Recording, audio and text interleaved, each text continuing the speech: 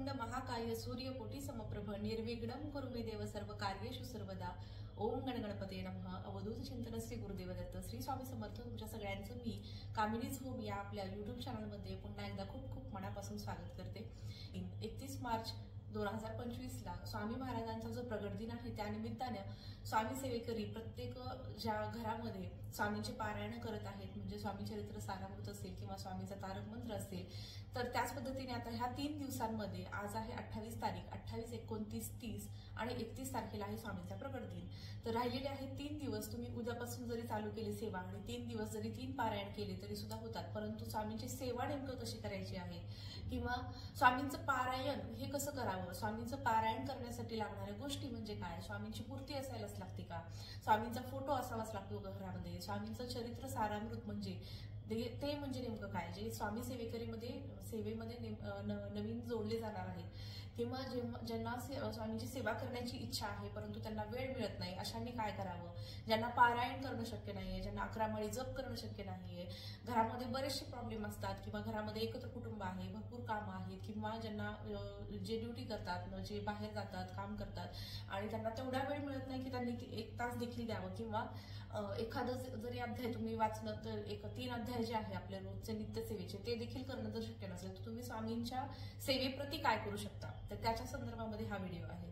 तर स्वामींच्या प्रकट दिनाच्या निमित्तानं जर कुणाला नवीन मूर्ती किंवा फोटो घ्यायचा असेल तर त्या फोटोची किंवा त्या नवीन मूर्तीची प्राणप्रतिष्ठापना कशी करायची याच्याबद्दलचा जो व्हिडिओ आहे याच्या अगोदर मी शेअर केलेला आहे, तो तुम्ही बघू शकता। आता आपण या व्हिडिओमध्ये फक्त एवढंच जाणून घेऊयात की स्वामींची सेवा म्हणजे नेमकी काय किंवा स्वामींच्या प्रकट दिनानिमित्त सेवा करणं म्हणजे नेमकं काय। ठीक आहे, तर स्वामींची सेवा कशी करायची या संदर्भामध्ये युट्यूबवरती बरेचसे व्हिडिओ आहेत आणि कित्येक असे युट्यूब चॅनल्स आहेत की जे की सांगतात की स्वामींची सेवा कशी करायची। बरं, आता मी ह्या व्हिडिओमध्ये तुम्हाला हे काहीही सांगणार नाहीये की स्वामींच्या सेवामध्ये हे तुम्ही केलंच पाहिजे किंवा ह्या गोष्टी केल्याच पाहिजे। बरेचसे असे स्वामींचे चॅनल्स आहेत, आता मी कोणाचंही नाव नाही घेणार, परंतु त्याच्यामध्ये असं सांगितलं जातं किंवा एकंदरीत भीती दाखवली जाते की तुम्ही हे असं करा किंवा तसं करा, हे नाही केलं तर अनिष्ट होईल, ते नाही केलं तर हे होईल। याच्याबद्दल मला जास्तीचं बोलावं वाटत नाही, कारण की मी अंधश्रद्धा पाळत नाही पण श्रद्धा पाळते। माझी स्वामींवरती खूप प्रचंड अशी श्रद्धा आहे, कारण की त्या श्रद्धेचं प्रचिती मला वेळोवेळी स्वामी देतात। आणि जेव्हा मी म्हणजे आता असं म्हणता येणार नाही की मी खूप सेवा करते, कारण की जेवढी माझ्याशी शक्य होते तेवढी मी करते आणि ती मला वाटतं की खूप कमी आहे, कारण की आपण स्वामींपासून खूप दूर आहे आणि आपल्याला स्वामींच्या जवळ जाण्यासाठी किंवा स्वामींची सेवा करणं किंवा आपण जेवढी सेवा करतोय त्याच्यामधून जी प्रचिती मिळणं याच्यासाठी आपण खूप लांब आहेत स्वामींपासून। तर याच्यासाठी आपण काय करू शकतो, फक्त आणि फक्त स्वामींची सेवा। सेवा म्हणजे नेमकं काय आता आपण हे जाणून घेऊयात। नित्यसेवा म्हणजे हे स्वामी चरित्र सारामृत जे आहे तर ह्या स्वामी चरित्र सारामृताचे रोज 3 अध्यायाचं पठण करणं। एक असतो भूतकाळासाठी, एक असतो वर्तमान काळासाठी आणि एक असतो आपल्या भविष्यकाळासाठी। किंवा एक्झाम्पल आपण घेऊयात की गुरुवारी तुम्ही हे स्वामी चरित्र सारामृत पारायण सुरू करताय। पारायण सुरू करण्याच्या अगोदर जर तुम्हाला संकल्पयुक्त करायचं असेल, संकल्पयुक्त करणं म्हणजे आपल्याला एखादी गोष्ट आहे किंवा एखादी इच्छा आहे ती आपल्याला स्वामींपर्यंत पोहोचवायची आहे, तर त्यासाठी आपण जे पारायण करतो ते म्हणजे संकल्प करताना डाव्या हाताने उजव्या हातावरती पळीभर पाणी घेणे, त्याच्या 3 वेळा पाणी घ्यायचं आहे आणि 3 वेळा आपण जे आहे आपल्याला जे काही आपला संकल्प आहे किंवा आपल्या हळद कुंकू अक्षर त्याच्यामध्ये ठेवायचे आहेत आणि त्याच्यामध्ये एक फूल ठेवून आपल्याला संकल्प आपला बोलायचा। संकल्प म्हणजे काय की माझं एखादं काम आहे किंवा हे माझं कोर्टाचं काम आहे किंवा माझं एखादं गोष्ट आहे जी मला व्हावी अशी वाटतेय आणि त्याच्यासाठी मी हे पारायण करते, तर ते झालं संकल्प। आणि जर तुम्हाला कुठली इच्छा वगैरे बोलायची नाहीये, फक्त मला असं वाटतं की मी फक्त स्वामींच्या सेवेमध्ये यावं किंवा मला जे काही माझं जे काही दुःख आहे किंवा जे काही माझं सुख दुःख आहे ते सगळं स्वामींपर्यंत पोहोचावं आणि त्यासाठी मी सेवा करते, त्याला आपण संकल्प म्हणत नाही। तर त्याच्यासाठी तुम्हाला जर का सेवा करायची असेल तर हा संकल्प करण्याची काही गरज नाही। पण आता स्वामींच्या प्रकट दिनानिमित्त तुम्हाला जर काही इच्छा बोलून करायचं असेल तर तुम्ही हे संकल्प करू शकता। त्यासाठी आदल्या दिवशी स्वामींच्या केंद्रात किंवा मंदिरामध्ये किंवा स्वामींचं जिथे कुठे मठ असेल तिथे जायचं आहे। एक नारळ, खडीसाखर, अगरबत्ती आणि एक फुल ठेवायचं आहे। तुम्ही पिवळं म्हणजे चेंडूचं ठेवू शकता किंवा कोणतंही तुम्ही फुल ठेवू शकता, गुलाबाचं वगैरे। आणि स्वामींना आपल्याला प्रार्थना करायची आहे तिथे केंद्रात किंवा मठामध्ये। आता केंद्रातच का करायचं आहे तर किंवा मंदिरामध्येच का जायचं आहे तर त्याचंही कारण मी तुम्हाला सांगते की कारण त्या गोष्टी म्हणजे ती जागा जी असते ती पवित्र झालेली असते, सिद्ध झालेली असते, त्या ठिकाणी बरेचसे पारायण केलेले असतात ऑलरेडी, त्याच्यामुळे ती जागा पवित्र झालेली असते।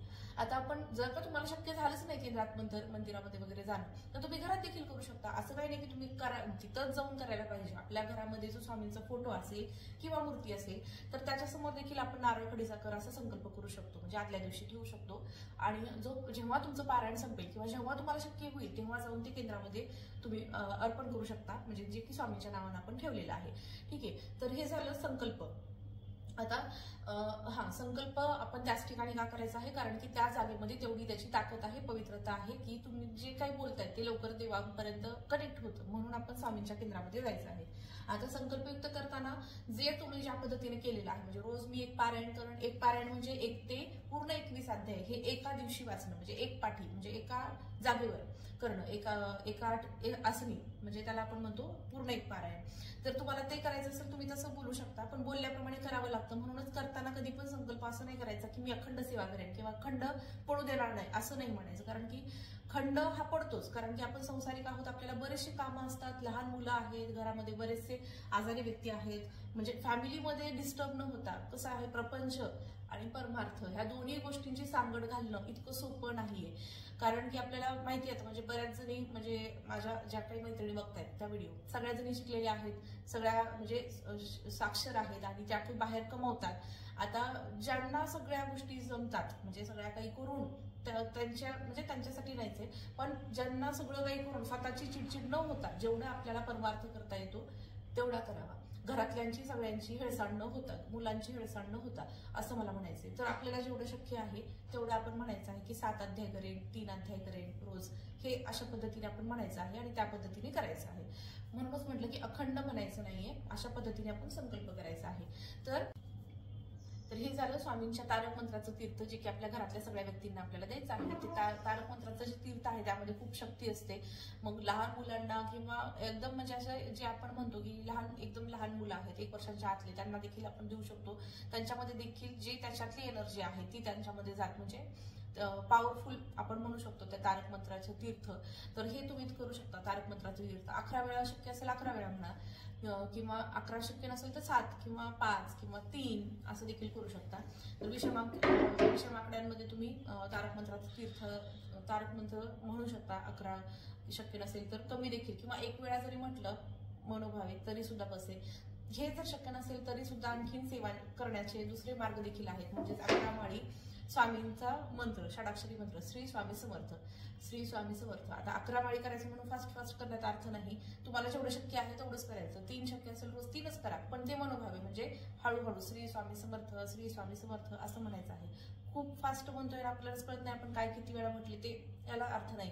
तर त्याच्यामुळे जेवढं तुम्हाला शक्य होतं तेवढं करा, परंतु खूप बर्डन घेऊन स्वामींची सेवा करण्यात पण अर्थ नाही. स्वामींना तेही नाही आवडणार, कारण आपल्याला जेवढं शक्य आहे तेवढंच स्वामी म्हणतात तुला जेवढं करता येतं तेवढंच तू कर, पण मी तुझ्या सदैव पाठीशी आहे. स्वामी आपल्याला म्हटले नाहीत की तू माझा 11 माळी जप केला तरच मी तुझ्या पाठीशी राहणार आहे, तरच तुला गुरुबळ मिळणार आहे, तरच तुला गुरूंचं पाठबळ मिळणार आहे, असं नाहीये. तुम्ही जेवढं करताय ते मनोभावे किती करताय त्याच्यामध्ये तुमचं 100% किती देतायत हे महत्वाचं आहे. तुम्ही किती वेळा करताय, किती त्याची संख्या होती हे कॅल्क्युलेट न करता स्वामी फक्त आपलं शुद्ध मन, शुद्ध भाव, शुद्ध आचरण, शुद्ध विचार याच्याकडे जास्त लक्ष देतात. आता हे झालं स्वामींच्या 11 माळी जप बद्दल. 11 माळी शक्य नसेल तर तुम्हाला सांगितल्या पद्धतीने तुम्ही करू शकता, कमी देखील करू शकता, फक्त मनोभावे करायचं आहे. तर हे झालं स्वामींच्या म्हणजे आपण प्रगट दिनानिमित्त सेवा काय करायची आहे. आता सेवा करता आता स्वामींची सेवा करताना आपण जर काही इतरांबद्दल निंदा नालस्ती करत असू, त्याच्यामध्ये आपला वेळ घालवत असू आणि स्वामींचं नाव घेतोय पण त्याचा आपण उहापोह करत असू, मी स्वामींची सेवा करतोय. आता हे झालं स्वामींची सेवा का करायची किंवा कशी करायची. आता स्वामींची सेवा का करायची किंवा गुरूंची सेवा का करायची. स्वामींच्या प्रगट दिनानिमित्त आपण बघतोय की कितीतरी व्हिडिओज येतात की त्याच्यामध्ये स्वामींची सेवा करा, स्वामींची सेवा करा, सेवा कराल तर मेवा मिळेल. म्हणजे नेमकं काय, तर आता एक सांगते मी तुम्हाला उदाहरण, की एखादी गाडी आहे त्याच्यामध्ये आपण जर का डिझेल पेट्रोल टाकलंच नाही तर ती चालेल का, नाही चालणार. कमी झालेलं आहे तर चालेल का, त्याच्यामध्ये आपण टाकायला जातो की नाही पेट्रोल पंपावरती. तसंच आहे आपल्या घरामध्ये, आपल्या घरामधलं जे काही अनिष्ट वातावरण आहे किंवा कुणावरतीही संकट काही येऊ नये म्हणून आपल्याला जर का वाटत असेल तर गुरूंचं पाठबळ असणं इतकं महत्वाचं आहे.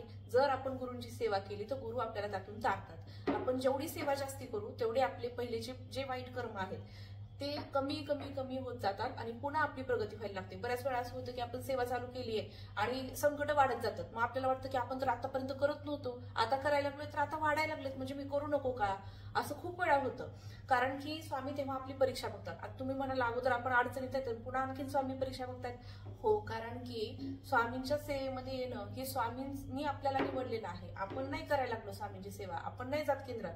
जर स्वामींची इच्छा असेल तरच आपण जातो. बऱ्याचदा आपण असं ऐकतो बघा की मला आरतीला जायचं होतं परंतु मी आरतीला येऊ शकले नाही, असं खूप जण म्हणतात.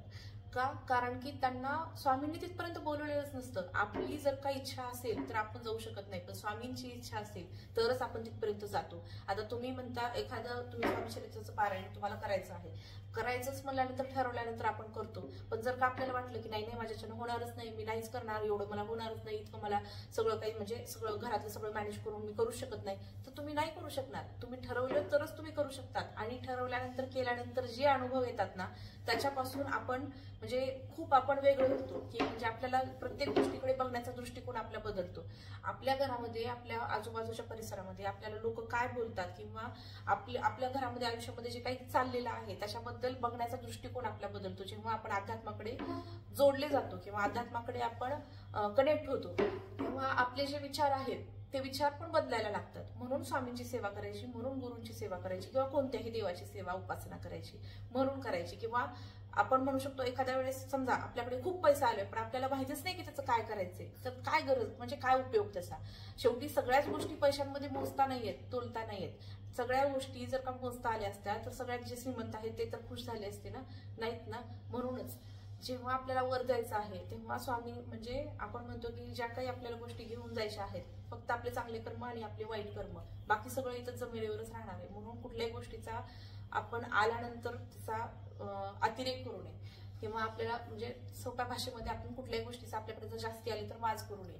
जमिनीवर पाय आपले असावे आणि ते आपल्याला अध्यात्म शिकवतो. म्हणून आपण स्वामींची सेवा करायची. आता स्वामींचीच का, त्याचं तुम्हाला उत्तर सांगते. तुम्ही कुठल्याही देवांची करा, कुठल्याही देवांची करा, देव सगळे एकच आहेत. ठीक आहे, देव सगळे एकच आहेत. सोपा मार्ग जे आहे तुम्ही महादेवांची करू शकता. ठीक आहे, कालभैरवाष्टक स्तोत्र रोज संध्याकाळी वाचल्याने तुमच्या घरावरती जे काही अनिष्ट संकट येणार आहेत ती तुमच्याकडे येत नाहीत किंवा टळतात. हेच आपल्याला केंद्रात शिकवतात. आता केंद्रातलं जे काही आहे म्हणजे जे काही त्यांनी नित्यसेवेमध्ये दिलेलं आहे किंवा जे काही त्यांनी सेवा मार्ग घडवून दिलेला आहे ते सेवा केल्यानंतर बऱ्याच जणांना म्हणजे असे कितीतरी अनुभव आहेत की त्यांना त्याच्यातून चांगले अनुभव आलेले आहेत. ते आपण ऐकतो आणि ऐकल्यानंतर आपली ही तशी मनस्थिती होती की आपणही काहीतरी करावं की जेणेकरून प्रत्येकाच्या घरामध्ये प्रत्येकाला काही ना काहीतरी टेन्शन असतं. असं एकही माणूस नाही पृथ्वी तलावरती त्याला काहीच टेन्शन नाही किंवा आज नसेल पण उद्या आहे हे आपल्यालाही माहिती आहे. हे शाश्वत आहे, त्रिकालाबाधित सत्य आहे. आज नाहीये पण उद्या येणार आहे आणि उद्या आलं तर परवा जाणार आहे, हे पण तेवढंच खरं आहे. म्हणून जे आलेलं आहे संकट त्याला आपण मेंटली स्ट्रॉंग कसं होतो तर आपण अध्यात्मातून होतो, स्थिर होतो, स्थावर होतो. आपली बुद्धी आपलं मन इतकं चंचल आहे की त्याला सारखं ओढून बसवावं लागतं एका जागेवर की तू इतका विचार करू नको, सगळं आहे ना जागेवर येणार सगळं. कारण की जे काही आहे ना ते सगळं त्यानं घडवलेलं आहे. जे काही करता करविता तो आहे, पुढचं तुझ्या आयुष्यामध्ये काय होणार आहे तो सगळं तोच घडवणार आहे. परंतु आपण जे तारक मंत्र आहे बघा, स्वये भक्त प्रारब्ध घडवी ही माय. माय म्हणजे स्वामी आणि प्रारब्ध म्हणजे आपलं भविष्य, आपलं जे वर्तमान आपलं जे भविष्य येणार आहे ती सगळं स्वामी घडवतात जे त्यांचे भक्त असतात. म्हणून स्वामींची सेवा करायची आहे. तर आय होप या व्हिडिओमध्ये मी तुम्हाला स्वामींची सेवा कशी करायची, प्रगट दिनानिमित्त कशी करायची, नित्यसेवा कशी करायची आणि स्वामींचीच सेवा का करायची हे तुम्हाला सांगितलं आहे. भले तुम्ही कुठल्याही देवाची सेवा करा, देव जाणार एकाच देवापर्यंत आहे. तुम्ही कृष्णाची करा, महादेवाची करा, स्वामींची करा म्हणजे दत्तगुरूंची करा, कोणत्याही देवाची सेवा केली तरी जाणार फक्त एकाच देवाकडे आहे, तो म्हणजे आपला भक्ती मार्ग आहे. म्हणून ती सेवा आपल्याला करायची आहे. तर चला स्वामींच्या प्रगट दिनानिमित्त मी तुम्हाला हे जे काही सांगितलेलं आहे तर त्याच्यामधली जे काही तुम्हाला शक्य आहे तेवढी सेवा करा. तर जास्तीत जास्त आपण सेवा करूयात आणि स्वामी सेवेकरी होऊयात. श्री स्वामी समर्थ. व्हिडिओ आवडल्यास तर नक्की लाईक करा आणि नवीन असेल तर चॅनलला सबस्क्राईब करा. भेटूया अशाच एका नंतर व्हिडिओमध्ये. तोपर्यंत श्री स्वामी समर्थ. संकल्प. आता संकल्प केल्याच्या नंतर तुम्ही आता 3 दिवस राहिलेले आहेत, रोज मी एक पारायण करण असं म्हणू शकता किंवा तो 3 दिवसांमध्ये रोज मी 7 अध्याय करण, 7-7-7 असं एक पारायण होतं. आणि स्वामींच्या प्रगट दिनाच्या निमित्तानं एक पारायण म्हणजे 1 तास आपण त्या दिवशी काढू शकतो किंवा नसेलच शक्य तुम्हाला तर तुम्ही 3 म्हणजे 3-3 असं 7-7 करून 7-7-7 असं 3 दिवसामध्ये एक पारायण असं देखील करू शकता. स्वामींच्या प्रगट दिनाच्या दिवशी आता जे काही नैवेद्य वगैरे तुम्ही दाखवणार आहे तेव्हा नैवेद्य दाखवायचा आहे, स्वामींची आरती करायची आहे, यथासांग पूजा करायची आहे, पंचोपचार म्हणजे आपण जे पंचामृत तयार करतो, दही, दूध, मध, तूप, साखर याच्याने आपल्याला स्वामींच्या मूर्तीवरती अभिषेक करायचा आहे. सगळं मिक्स करून करू शकता किंवा एक एक करायचं आहे. तर दूध अगोदर अर्पण करायचं आहे, म्हणजे स्वामींच्या मूर्तीवरती दुधाने अभिषेक करायचा, परत पाण्यानं, परत दह्यानं, परत पाण्यानं असं. आणि पंचामृताने अभिषेक करून स्वामींची मूर्ती स्वच्छ पुसून जे त्यांचं आसन आहे तिथे ठेवायचे आहे. स्वामींना जे काही तुम्हाला आवडतं, म्हणजे तुम्हाला वाटतं की नवीन वस्त्र करावे किंवा नवीन वस्त्र विकत आणावे. आता मी बऱ्यापैकी घरी बनवते, मला आवडतं देवांना म्हणजे वस्त्र बनवायला, तर मी घरी करते. जेव्हा शक्य होत नाही तेव्हा बाहेरून आणते, असं काही नाही. परंतु तुम्हाला जे काही तुम्हाला करायचं आहे स्वामींच्या प्रगट दिनानिमित्त, तर त्याची तयारी तुम्ही आधीच 2-3 दिवसापासून करून ठेवा, म्हणून हा व्हिडिओ मी करते आहे. तर व्हिडिओ थोडासा मोठा होते, तर सॉरी त्याबद्दल. तर स्वामींच्या प्रगट दिनाच्या निमित्तानं त्यांची पूजा करणं, त्यासोबत स्वामी चरित्र सारामृताचं पारायण करणं, म्हणजे त्याच्या आधी असेल किंवा त्या दिवशी, ज्यांना आधी होणार नाही शक्य त्यांनी स्वामींच्या प्रगट दिनाच्या निमित्तानं पहिल्या म्हणजे त्या दिवशी सकाळी लवकर उठून पहाटे उठून तुम्ही पारायण करू शकता, आणि किंवा संध्याकाळी जेव्हा तुम्हाला शक्य होईल 24 तासामधलं तेव्हा तुम्ही करू शकता. फक्त 12 ते 12:30 या कालावधीमध्ये करायचं नाही, तेव्हा दत्त महाराजांच्या भिक्षेचा कालावधी असतो. त्यामुळे स्वामींच्या नैवेद्यामध्ये पुरणपोळी त्यांना फार आवडते, बेसनाचे लाडू आवडतात, घेवड्याची शेंग आवडते, त्यासोबतच स्वामींच्या म्हणजे पुरणपोळीचा तर आपण सगळा स्वयंपाक करतो, म्हणजे आमटी असेल, त्याच्यानंतर आपण दूध वाढत असाल किंवा तूप वाढत असाल, कढी असेल, कुरडी असेल, भजी असतील, कांदा भजी स्वामींना खूप आवडतात. बाकींच्या नैवेद्यामध्ये आपण नेहमी असं म्हणतो की कांदा लसूण वापरू नये, किंवा गुरुचरित्र पण करताना आपण कांदा लसूण विरहित स्वतः देखील जेवण करतो, नैवेद्य तर नाहीच नाही पण स्वतः देखील कांदा लसूण विरहित करतो. पण स्वामींना कांदा भजी आवडतात, कांदा भजी असावी पुरणपोळीच्या ताटामध्ये. त्याच पद्धतीने बेसनाचे लाडू फार आवडतात. मग जर तुम्हाला त्याच दिवशी प्रगट दिनाच्या दिवशी तुम्हाला नैवेद्यामध्ये बेसनाचे लाडू दाखवायचे असतील, तुम्हाला तेवढा वेळ मिळणार नाही त्या दिवशी असं माहिती असेल, म्हणजे पुरणपोळीचा नैवेद्य म्हटल्यानंतर बऱ्याचशा गोष्टी असतात, तर आदल्या दिवशी बेसनाचे लाडू करायचे आहेत. खव्याची करंजी, पेढा असेल, करंजी असेल, त्याच्यानंतर द्राक्षे, त्यानंतर डाळिंब आवडतं स्वामींना खूप, केळी आहे, चिक्कू आहे, सीताफळ आहे, ह्या गोष्टी स्वामींना फार प्रिय आहेत. त्यासोबतच सुकामेवा जे काही तुम्हाला जेवढं शक्य आहे ते तुम्ही दाखवू शकता. अर्थात हे काही स्वामी खाणार नाहीत, खाणार कोण आहे तोच नैवेद्य आपण अर्धा तास समोर ठेवून आपणच खाणार आहेत, ग्रहण करणार आहेत. परंतु म्हणजे आपला एक भाव असतो की आपण स्वामींच्या प्रगट दिनानिमित्त आपण हे सगळं करतोय. आता खूप असं बडेजाव काय करायचं नाही, पण आपल्याला जेवढं शक्य आहे तेवढं करायचं आहे, आणि जे आपल्याला मनापासून वाटतं की मला हे स्वामींना अर्पण करायचं आहे, स्वामींना हे मला नैवेद्यामध्ये दाखवायचं आहे, तर त्या गोष्टी नक्की इन्क्लूड म्हणजे नक्की त्याच्यामध्ये ऍड करा. तर हे झालं स्वामींच्या नैवेद्याबद्दल. आता नैवेद्य दाखवताना आपल्याला माहिती आहे की केंद्रामध्ये सांगतात बऱ्याच ठिकाणी की कसं नैवेद्य दाखवायचं आहे, पण ज्या कोणी नवीन आहेत की रोज नैवेद्य देखील कसा दाखवायचा आहे, आता स्वामींना म्हणून स्वामींनाच नाही पण बऱ्याच दुसऱ्याही देवांना, तर स्वामींना नैवेद्य दाखवताना जे आपण नैवेद्याचं ताट आहे तर ते ठेवताना डायरेक्ट जमिनीवरती न ठेवता एखादा पाट, एखादा चौरंग, आता मी हा चौरंग ठेवते खाली रोज देखील ताट ठेवताना, आणि चौरंगावरती काय करायचे, पाण्यानं भरीव चौकोन करायचा आहे, असा पाण्याने चौकोन करायचा आणि त्याच्यामध्ये पण पाणी लावायचं, म्हणजे भरीव चौकोन करायचा, आणि त्याच्यावरती नैवेद्याचं ताट ठेवायचं. आणि त्याच्यानंतर तुळशीपत्र तर आपण ठेवतोच पूर्ण नैवेद्यावरती, आणि त्याच्यासोबत पाण्यामध्ये देखील तुळशीचं पान ठेवायचं आहे, आणि 3 वेळा नैवेद्याला फिरवायचं आहे. त्याच्यानंतर स्वामींना ह्या पद्धतीने नैवेद्य आपण दाखवतो, आणि नैवेद्य झाल्याच्या नंतर आपण आरती करतो. आरती करायची आहे प्रगट दिनाच्या दिवशी.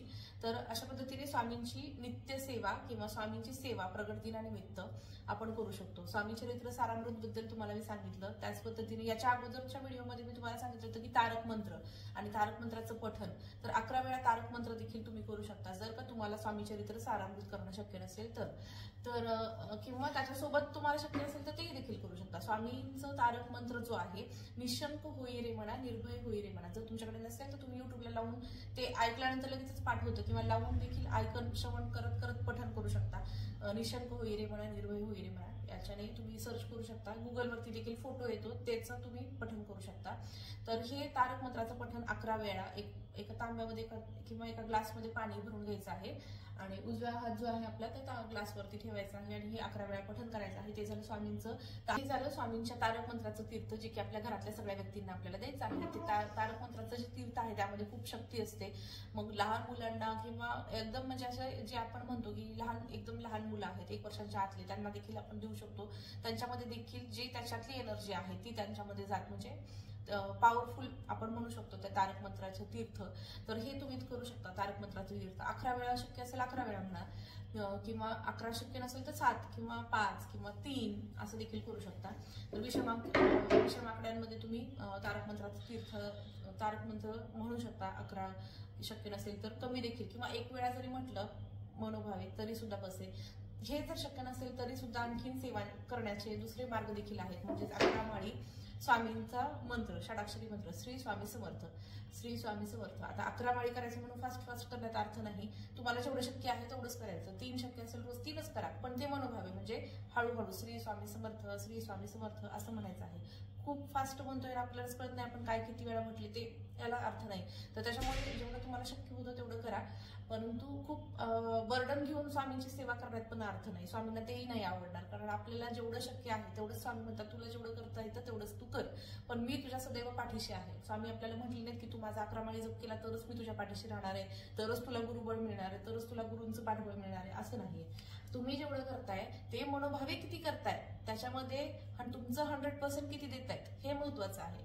तुम्ही किती वेळा करताय, किती त्याची संख्या होती हे कॅल्क्युलेट न करता स्वामी फक्त आपलं शुद्ध मन, शुद्ध भाव, शुद्ध आचरण, शुद्ध विचार याच्याकडे जास्त लक्ष देतात. आता हे झालं स्वामींच्या 11 माळी जप बद्दल. 11 माळी शक्य नसेल तर तुम्हाला सांगितल्या पद्धतीने तुम्ही करू शकता, कमी देखील करू शकता, फक्त मनोभावे करायचं आहे.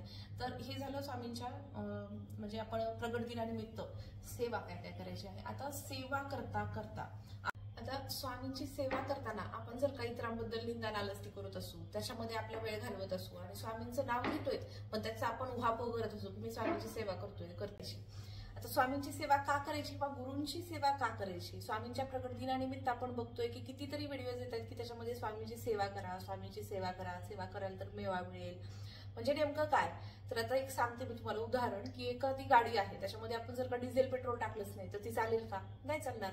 कमी झालेलं आहे तर चालेल का, त्याच्यामध्ये आपण टाकायला जातो की नाही पेट्रोल पंपावरती. तसंच आहे आपल्या घरामध्ये, आपल्या घरामधलं जे काही अनिष्ट वातावरण आहे किंवा कुणावरतीही संकट काही येऊ नये म्हणून आपल्याला जर का वाटत असेल तर गुरूंचं पाठबळ असणं इतकं महत्वाचं आहे. जर आपण गुरूंची सेवा केली तर गुरु आपल्याला त्यातून तारतात. आपण जेवढी सेवा जास्ती करू तेवढे आपले पहिलेचे जे वाईट कर्म आहेत ते कमी कमी कमी होत जातात आणि पुन्हा आपली प्रगती व्हायला लागते. बऱ्याच वेळा असं होतं की आपण सेवा चालू केली आहे आणि संकट वाढत जातात, मग आपल्याला वाटतं की आपण तर आतापर्यंत करत नव्हतो, आता करायला लागलोय तर आता वाढायला लागलेत म्हणजे मी करू नको का, असं खूप वेळा होतं. कारण की स्वामी तेव्हा आपली परीक्षा बघतात. आता तुम्ही म्हणाला अगोदर आपण अडचणीत आहे तर पुन्हा आणखीन स्वामी परीक्षा बघतायत. हो, कारण की स्वामींच्या सेवेमध्ये येणं हे स्वामींनी आपल्याला निवडलेलं आहे. आपण नाही करायला लागलो स्वामींची सेवा, आपण नाही जात केंद्रात. जर स्वामींची इच्छा असेल तरच आपण जातो. बऱ्याचदा आपण असं ऐकतो बघा की मला आरतीला जायचं होतं परंतु मी आरतीला येऊ शकले नाही, असं खूप जण म्हणतात. का, कारण की त्यांना स्वामींनी तिथपर्यंत बोलवलेलंच नसतं. आपली जर काही इच्छा असेल तर आपण जाऊ शकत नाही, पण स्वामींची इच्छा असेल तरच आपण तिथपर्यंत जातो. आता तुम्ही म्हणता एखादं तुम्ही स्वामी चरित्राचं पारायण तुम्हाला करायचं आहे, करायचंच म्हणल्यानंतर ठरवल्यानंतर आपण करतो. पण जर का आपल्याला वाटलं की नाही नाही माझ्याच्यानं होणारच नाही, मी नाहीच करणार, एवढं मला होणारच नाही, इतकं मला सगळं काही म्हणजे सगळं घरातलं सगळं मॅनेज करून मी करू शकत नाही, तर तुम्ही नाही करू शकणार. तुम्ही ठरवलं तरच तुम्ही करू शकतात. आणि ठरवल्यानंतर केल्यानंतर जे अनुभव येतात ना त्याच्यापासून आपण म्हणजे खूप आपण वेगळं होतो की म्हणजे आपल्याला प्रत्येक गोष्टीकडे बघण्याचा दृष्टिकोन आपला बदलतो. आपल्या घरामध्ये, आपल्या आजूबाजूच्या परिसरामध्ये आपल्याला लोक काय बोलतात किंवा आपल्या घरामध्ये आयुष्यामध्ये जे काही चाललेलं आहे त्याच्याबद्दल बघण्याचा दृष्टिकोन आपला बदलतो. जेव्हा आपण अध्यात्माकडे जोडले जातो किंवा अध्यात्माकडे आपण कनेक्ट होतो तेव्हा आपले जे विचार आहेत ते विचार पण बदलायला लागतात. म्हणून स्वामींची सेवा करायची, म्हणून गुरूंची सेवा करायची किंवा कोणत्याही देवाची सेवा उपासना करायची म्हणून करायची. किंवा आपण म्हणू शकतो एखाद्या वेळेस समजा आपल्याकडे खूप पैसा आलाय पण आपल्याला माहितीच नाही की त्याचं काय करायचंय, तर काय गरज म्हणजे काय उपयोग त्याचा. शेवटी सगळ्याच गोष्टी पैशांमध्ये मोजता नाहीयेत, तोलता नाहीयेत. सगळ्या गोष्टी जर का मोजता आल्या असत्या तर सगळ्यात जे श्रीमंत आहेत ते तर खुश झाले असते ना, नाहीत ना. म्हणूनच जेव्हा आपल्याला वर जायचं आहे तेव्हा स्वामी म्हणजे आपण म्हणतो की ज्या काही आपल्याला गोष्टी घेऊन जायच्या आहेत फक्त आपले चांगले कर्म आणि आपले वाईट कर्म, बाकी सगळं इथं जमिनीवरच राहणार आहे. म्हणून कुठल्याही गोष्टीचा आपण आल्यानंतर त्याचा अतिरेक करू नये किंवा आपल्याला म्हणजे सोप्या भाषेमध्ये आपण कुठल्याही गोष्टीचा आपल्याकडे जर जास्ती आली तर माज करू नये. जमिनीवर पाय आपले असावे आणि ते आपल्याला अध्यात्म शिकवतो. म्हणून आपण स्वामींची सेवा करायची. आता स्वामींचीच का, त्याचं एक तुम्हाला उत्तर सांगते. तुम्ही कुठल्याही देवांची करा, कुठल्याही देवांची करा, देव सगळे एकच आहेत. ठीक आहे, देव सगळे एकच आहेत. सोप्पा मार्ग जे आहे तुम्ही महादेवांची करू शकता, ठीक आहे. कालभैरवाष्टक स्तोत्र रोज संध्याकाळी वाचल्याने तुमच्या घरावरती जे काही अनिष्ट संकट येणार आहेत ती तुमच्याकडे येत नाहीत किंवा टळतात, हेच आपल्याला केंद्रात शिकवतात. आता केंद्रातलं जे काही आहे म्हणजे जे काही त्यांनी नित्यसेवेमध्ये दिलेलं आहे किंवा जे काही त्यांनी सेवा मार्ग घडवून दिलेला आहे, ते सेवा केल्यानंतर बऱ्याच जणांना म्हणजे असे कितीतरी अनुभव आहेत की त्यांना त्याच्यातून चांगले अनुभव आलेले आहेत, ते आपण ऐकतो आणि ऐकल्यानंतर आपली ही तशी मनस्थिती होती की आपणही काहीतरी करावं, की जेणेकरून प्रत्येकाच्या घरामध्ये प्रत्येकाला काही ना काहीतरी टेन्शन असतं. असं एकही माणूस नाही पृथ्वी तलावरती त्याला काहीच टेन्शन नाही, किंवा आज नसेल पण उद्या आहे हे आपल्यालाही माहिती आहे. हे शाश्वत आहे, त्रिकालाबाधित सत्य आहे. आज नाहीये पण उद्या येणार आहे आणि उद्या आलं तर परवा जाणार आहे, हे पण तेवढंच खरं आहे. म्हणून जे आलेलं आहे संकट त्याला आपण मेंटली स्ट्रॉंग कसं होतो, तर आपण अध्यात्मातून होतो, स्थिर होतो, स्थावर होतो. आपली बुद्धी आपलं मन इतकं चंचल आहे की त्याला सारखं ओढून बसवावं लागतं एका जागेवर, की तू इतका विचार करू नको, सगळं आहे ना जागेवर येणार सगळं. कारण की जे काही आहे ना ते सगळं त्यानं घडवलेलं आहे. जे काही करता करविता तो आहे, पुढचं तुझ्या आयुष्यामध्ये काय होणार आहे तो सगळं तोच घडवणार आहे. परंतु आपण जे तारक मंत्र आहे बघा, स्वये भक्त प्रारब्ध घडवी ही माय. माय म्हणजे स्वामी आणि प्रारब्ध म्हणजे आपलं भविष्य, आपलं जे वर्तमान आपलं जे भविष्य येणार आहे ती सगळं स्वामी घडवतात, जे त्यांचे भक्त असतात.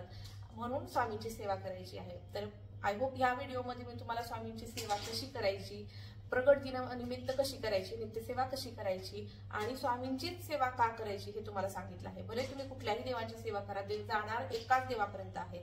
तुम्ही कृष्णाची करा, महादेवाची करा, स्वामींची करा म्हणजे दत्तगुरूंची करा, कोणत्याही देवाची सेवा केली तरी जाणार फक्त एकाच देवाकडे आहे, तो म्हणजे आपला भक्ती मार्ग आहे. म्हणून ती सेवा आपल्याला करायची आहे.